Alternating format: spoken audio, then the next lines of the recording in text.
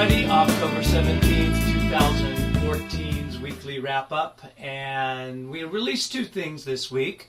One was a fly-on-the-wall video with my student Mackenzie who we worked on some isolating different parts of the voice the way I do with everybody. And I'm always thinking if I can show you some of my students doing this here in the studio, it'll help you get a better idea of how to do it there at home on the website. So that's one of the reasons for those. And I'm going to keep doing fly-on-the-wall videos because there's all kinds of topics and subjects of things that are going on in my studio that I am absolutely positive you're going to find extremely interesting. Now, I have one of the things that's happening in my studio is that I have a built-in vocal booth. I have this whole thing set up like a recording studio. And once we get all of this put together, and what I mean by that is once you have your range and understand how to access all the different parts of your voice and connect it and make all the vowel sounds and all of the different shapes and patterns with your voice, you've got the whole mechanics worked out. But then there's still a lot to talk about in relationship to really performing. That's why I have a vocal booth, because I bring students in, I put them in the vocal booth and they sing songs. And then I put on my producer's hat and start working with them in relationship to really developing a good emotional delivery, as well as the technique that's involved in being able to make it happen and keep the whole thing in tune. And I like to go in with the idea that we're not going to use auto-tune. You know, auto-tune's fine and dandy once in a while if someone's done a wonderful take and there's one or two notes that are maybe a little off, you can fine-tune them. But let's face it, auto-tune is a trick. It's a way of making something better that wasn't done correctly in the first place. And when it really comes to technique, you need to learn how to sing in tune. You know, your job as a vocalist when you go into the recording studio is from your lips to the microphone. After that, the engineer gets a hold of it. It's not your talent if somebody turns on auto-tune and starts moving your notes around and get you to sound like you're singing things you really didn't sing. Now, that's happening in Hollywood all the time, and that's why you see these movie stars can make these movies, and you go, wow, I couldn't believe so-and-so who's an actor is also that great of a singer. Well, sometimes they're not. There's a lot of auto-tune involved. And okay, we live in a world that allows that to happen, but you want to be a good vocalist? Learn how to sing in tune. And the vocal booth tells the story. That's why I love putting students in the vocal booth, because sometimes you think you're doing pretty good until you play back that recording and listen to it, and then you have to realistically see some of the things that are going wrong. And what do we do with that? Well, we raise the bar and get them right. That's what's happening there. And why am I telling you this? Because I've been doing some fly-on-the-wall videos in the studio, but I haven't done it in the vocal booth yet. And you're going to be seeing some showing up in the vocal booth pretty soon.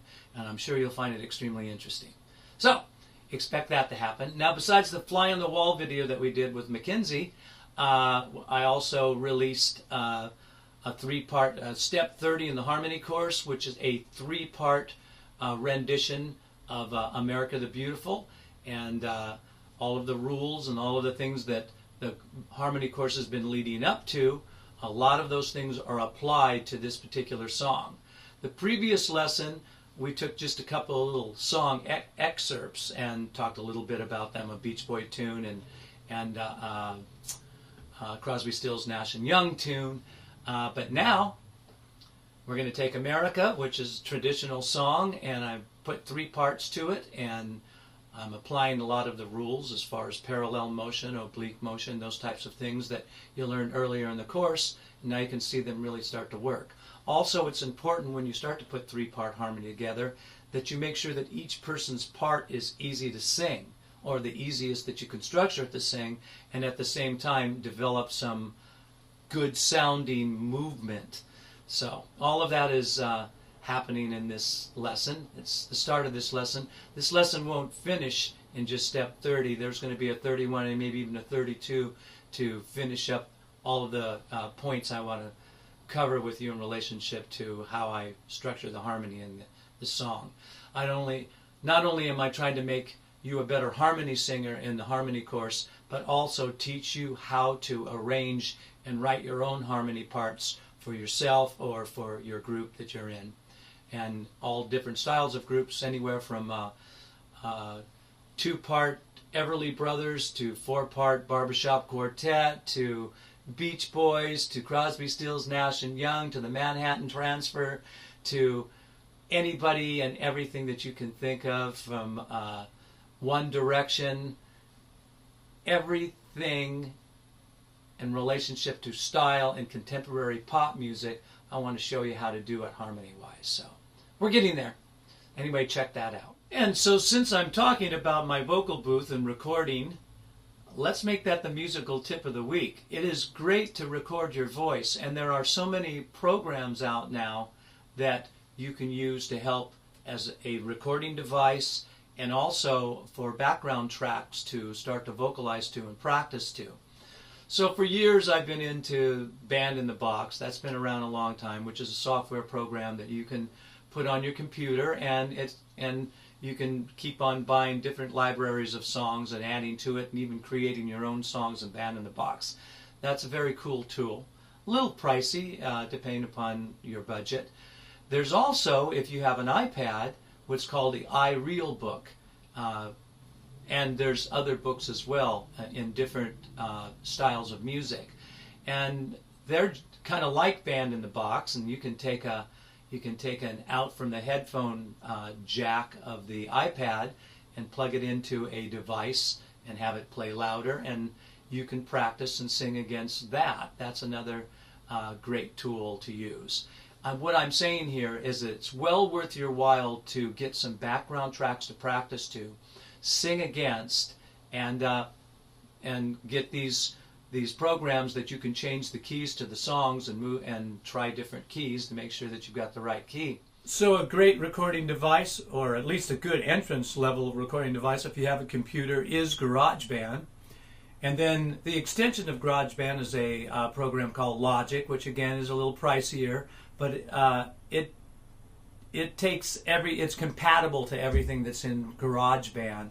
And the things that you've been learning in GarageBand, you can extend yourself into Logic if you're into that program. Or if you're like me, who's been using Pro Tools for many years, I'm into Pro Tools, and there's various different versions of that you can get as well. But these are more high-end recording programs that recording engineers like to use. But it's at the fingertips of everybody these days. You know, back in the day, my day of much younger recording sessions, I used to have to go to recording studios that sometimes were as much as $250 an hour. And if you really wanted to get pro stuff done, you had to do that. There was no way around it. They had the equipment and they had the know-how. Now the know-how is still there in relationship to going to those expensive studios, and if you're Christina Aguilera or Justin Timberlake, you're still hanging out at those studios. But the cool thing about technology today is that we can get a lot closer at home to the products that they are creating in those expensive studios than we've ever been able to do before. So now I'm sort of moved this from just talking about singing and practicing into talking a little bit about the state of technology in relationship to recording, but it's all interrelated. To get back to full circle of what I'm trying to say here, it's well worth your while to record yourself when you're singing songs. Play it back and listen to it. Don't get discouraged and quit because it doesn't sound the way you thought it did or the way you want it to. Take a deep breath, swallow, listen to it for the reality of what it is that you're hearing, and then record it some more and change things. Try holding notes in different ways. Try singing lighter. Try singing heavier. Try different combinations of the way you might create sound out of your own voice. And again, a recording device is going to allow you to really get in there and start to fine-tune. That's why I do it in my studio, because my concept in my studio is to have my students take voice lessons, learn all of the techniques and all of the things that I've been putting on the website up to this point. But then I also like to have them perform live. All my students, or most of my students, perform live once a month. I have a workshop that I bring a live band of very good musicians in for them to sing against. And they either sing to the live band or they actually sing to CDs, karaoke CD background tracks. There's a little bit of both at my workshops. I try to encourage them to sing with the band more than with the CDs, unless there's a song that's something like from Les Mis or something that just would make more sense to sing with a karaoke background. Either way, they're singing, and I videotape those, and I actually sometimes I'll show those on the website as well. In fact, I have such a storehouse of them, I should probably set up a whole bunch of those and put them here on the website just for your enjoyment to hear different students at different levels singing songs with and without the group. It's to your benefit. So my idea of really improving a voice is to give them the proper techniques to build their voice, put them in a recording studio setting to really listen to and understand what they're really doing, work things out, get things in better pitch, get the phrasing better, put them on stage and have them perform live, see if they can bring everything that they've learned in the studio to the stage, and keep them going around and around that circle. If you can find some similar way of performing, recording, and working on your techniques, it's impossible not to get better. That's your musical tip for the week.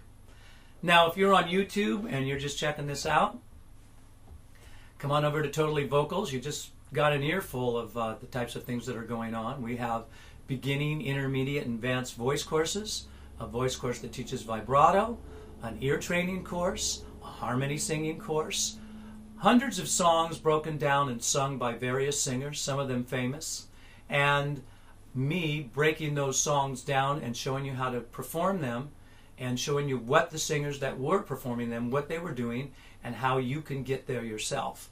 So there's a lot going on here, and I know it's different than any other website.